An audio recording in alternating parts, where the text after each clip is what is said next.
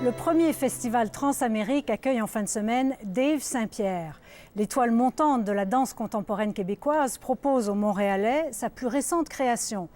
Bien qu'on ait apprécié son talent dans le spectacle Notre-Dame de Paris et dans Love du Cirque du Soleil, il a surtout fait fureur avec la chorégraphie La pornographie des âmes, une œuvre provocatrice, crue, sans détour. Figure imposée, figure imposante, Claude Deschênes, Joanne Demers. Dave Saint-Pierre aime provoquer. Son nouveau spectacle, Un peu de tendresse, bordel de merde, a été créé en 2006 au Festival de danse de Munich, en Allemagne. Devant le côté cru du spectacle, ses hôtes lui ont demandé de retirer une scène qui aurait pu entraîner des poursuites. On ne peut pas aller s'asseoir sur le public parce qu'il y a certaines personnes qui peuvent prendre ça comme une agression sexuelle. Ce que vous faisiez? Oui, ce qu'on faisait, mais c'était très ludique. Des hommes tout nus avec des perruques blondes qui s'assoient sur du monde et qui leur racontent une histoire. Saint-Pierre a trouvé une autre façon de provoquer, qu'il répète présentement pour la reprise de son spectacle au Festival Transamérique de Montréal.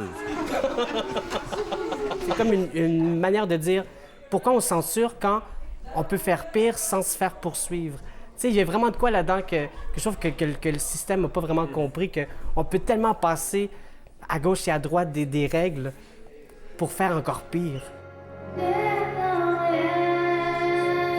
Originaire des Laurentides, Dave Saint-Pierre s'est fait remarquer sur la planète danse avec La pornographie des âmes, spectacle qu'il a chorégraphié et dans lequel il dansait aussi. Nudité et provocation étaient également au programme. Est-ce qu'il y a un danger qu'on vous réduise à ça, à la nudité, à la provocation? Non, ça va ailleurs. Quand je suis sur la scène, je le fais au complet ou je le fais pas du tout.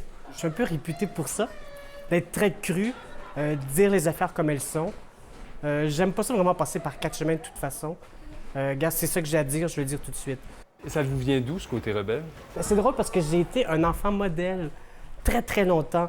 Petit blondinet, grands yeux bleus. Puis j'aurais pu être dans une pub de Kleenex. Aujourd'hui, Dave Saint-Pierre a 32 ans et il a la fureur de vivre de ceux pour qui le temps est compté. Il souffre de fibrose kystique. La maladie, en plus, crée peut-être une certaine urgence parce l'espérance de vie est quand même pas celle d'un homme de 70 ans, on s'entend, là. C'est peut-être je vais aller jusqu'à 40. On ne sait pas si ma maladie, elle se dégrade pas. Donc, mais tu sais, dans la vie de tous les jours, j'y pense pas. Tu sais, je fais ce que j'ai à faire. J'ai comme ce que j'appelle mes cycles de menstruation, mes versions maladie. Donc, pendant 3-4 jours, je suis comme je suis super down. Je pleure, pourquoi ça m'arrive à moi, ce genre de trucs-là. Là. Puis après 3-4 jours, c'est fini, je passe à autre chose, ça dure 2 mois. Je vais super bien. Je bois pas vraiment. Donc, j'ai toujours fait attention à moi. Puis le fait que je m'entraîne en plus, que je fais mon yoga, en fait, il faut bouger. Mais ça, c'est tout le monde, en fait. Qu'on soit pogné avec un mal de cou, que je pense que plus tu bouges, plus ton corps se dégage, en fait.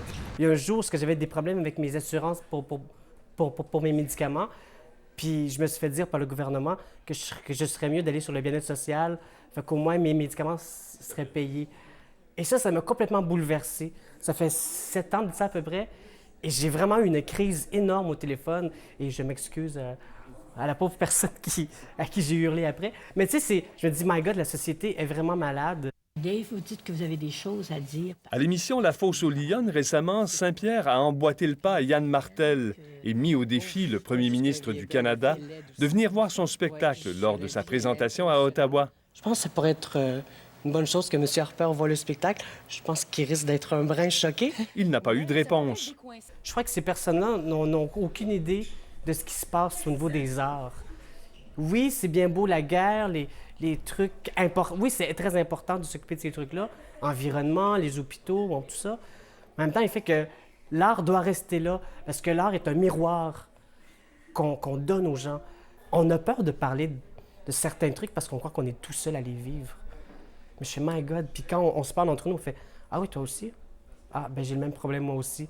On est tellement gênés, on a tellement peur d'être pas comme les autres, mais c'est là que je trouve que c'est incroyable. On n'a pas envie d'être comme tout le monde, mais en même temps, on a vraiment envie d'être comme tout le monde.